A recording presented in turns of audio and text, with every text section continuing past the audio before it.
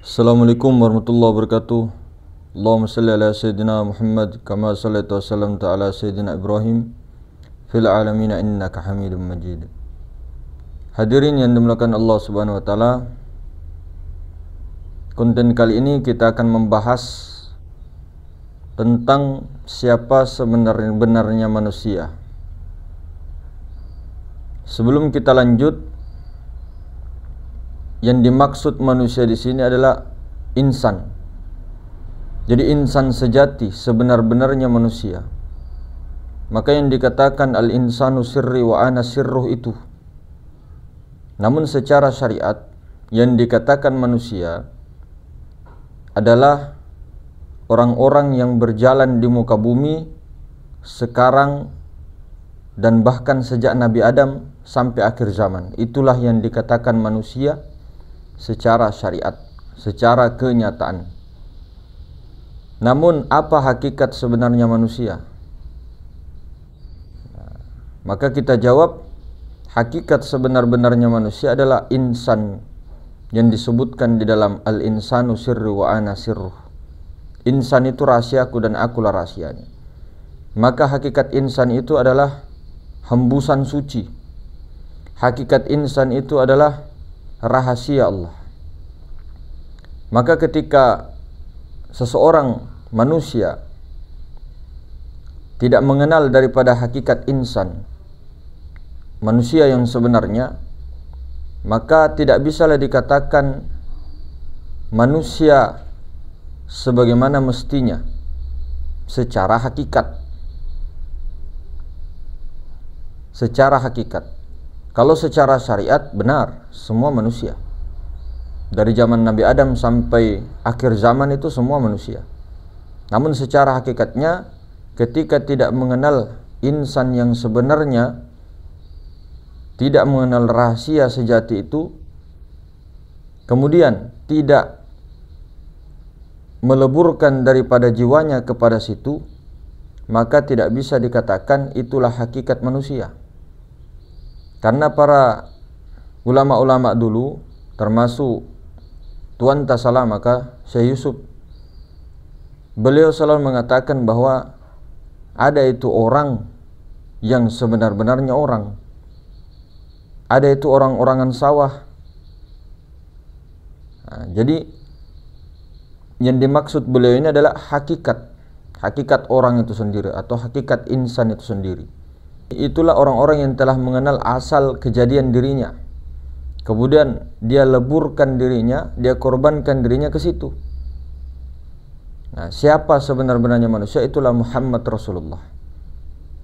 Maka ketika Bani Adam tadi mengenal Muhammad Rasulullah, lalu berjalan dengan Muhammad Rasulullah, maka itulah yang disebut manusia sebenarnya manusia.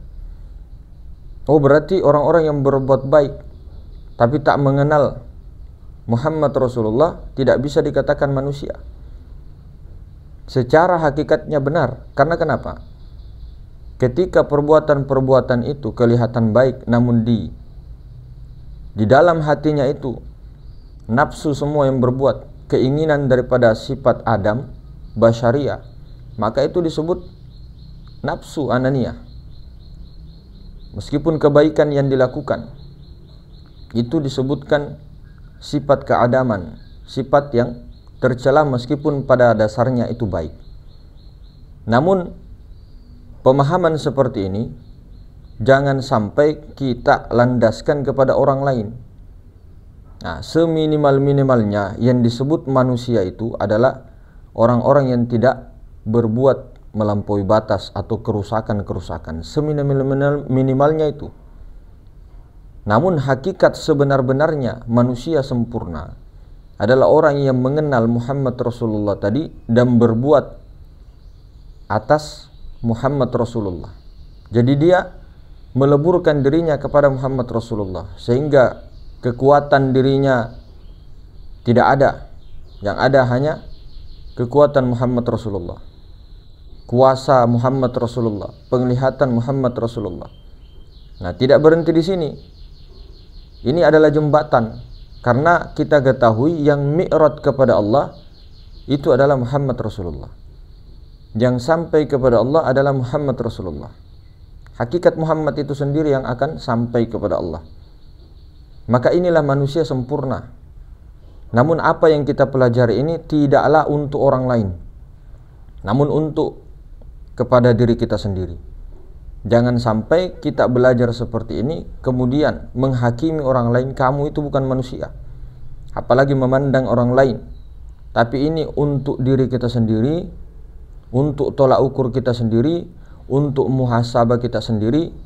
Apa betul-betul ketika sudah mengenal hakikat Muhammad atau diperkenalkan oleh Allah hakikat Muhammad tersebut, betul-betulkah di dalam 1 kali 24 jam, di dalam kehidupan sehari-hari kita mengamalkan seperti itu, mendudukkan rasa kita di hakikat Muhammad atau di rasa keadaman tadi. Di dalam berbicara rasanya tetap di hakikat Muhammad, penglihatannya, kebaikannya dan sebagainya. Karena kenapa? Kalau tidak seperti itu, maka kebaikan-kebaikan yang kita lakukan semuanya itu adalah nafsu ananiyah. Jadi apapun yang diperbuat, ketika kita tidak serahkan, tidak menyerahkan daripada hakikat Muhammadiyah, maka itu adalah nafsu ananiyah. Jadi sifat-sifat kerasulan itu di situ semua, di hakikat Muhammad. Nah, itulah makanya sebelum kepada Tuhan, kenallah terlebih dahulu diri rahasia itu, al-insan itu, insan yang sebenar-benarnya, hakikat insan itu. Nah, maka itulah yang disebut manusia, sebenar-benarnya manusia.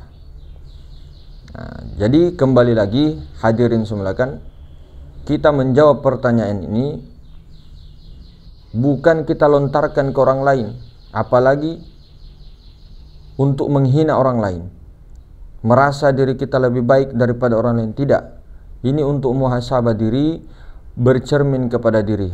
Apakah betul-betul ketika setelah mengenal hakikat Muhammad dimesrakan atau tidak?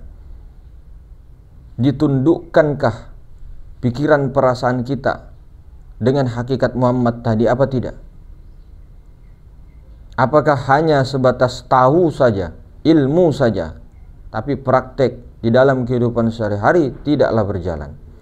Praktek di sini bukan hanya di dalam keadaan sunyi-sunyi, bukan hanya di dalam ritual-ritual yang harus dilakukan, duduk, menutup mata dan sebagainya. Itu adalah latihan.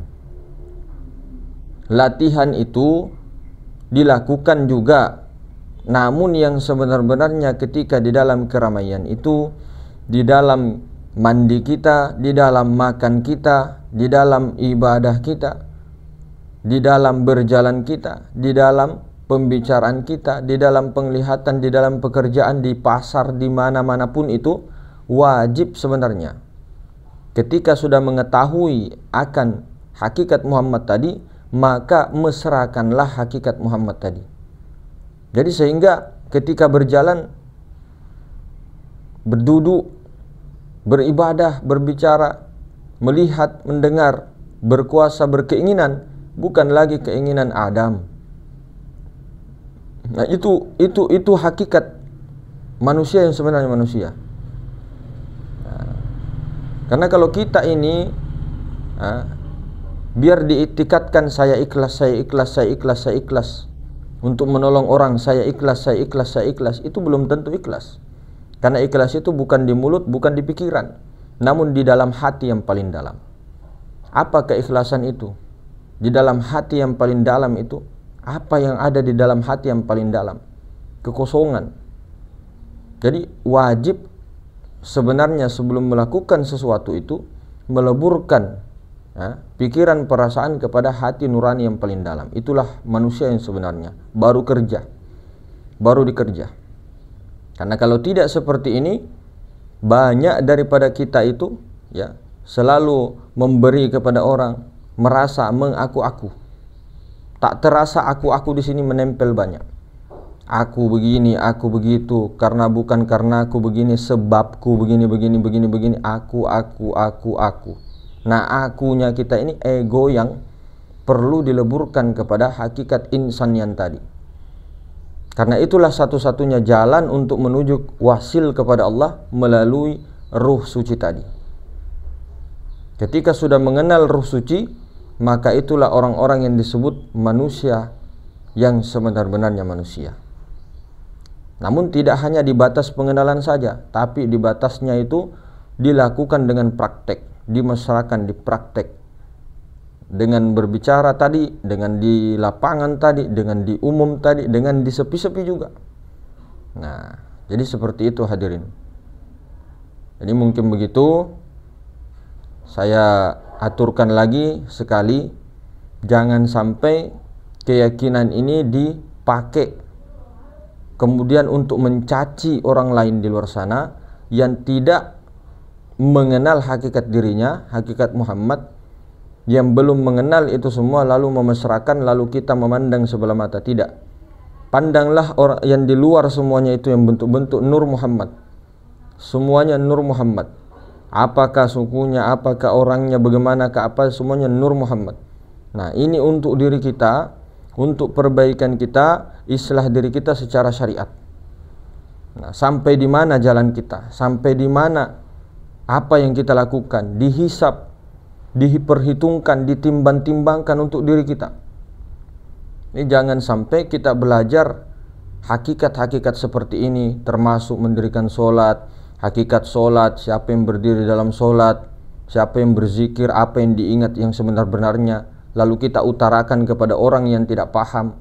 Maksudnya kita menghakimi mereka-mereka dan sebagainya, itu berbahaya. Karena Allah Ta'ala bisa saja membolak-bolakkan hati. Bisa saja Allah berikan hidayah kepada mereka-mereka lalu menukar hidayah itu daripada kita. Jadi mungkin begitu hadirin semulakan. Lebih dan kurangnya, Assalamualaikum warahmatullahi wabarakatuh.